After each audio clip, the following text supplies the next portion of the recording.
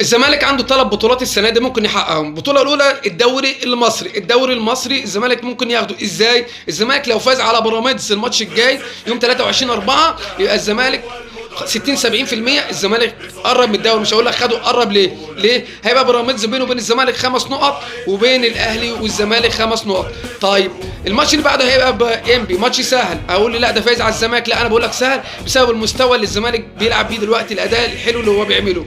وفي نفس الوقت هيبقى انبي بيراميدز بيقابل الاهلي، واحد منهم هيقع. طب ما فيش حد وقع، اتعادلوا، يبقى مصلحه للزمالك. هيبقى فرق الفرقتين هيبقى بعدوا عن الزمالك ب7 نقاط. طيب اللي بعديها خلاص الزمالك قرب، عنده 3 ماتشات بس، الاهلي وسيراميكا وسموحه.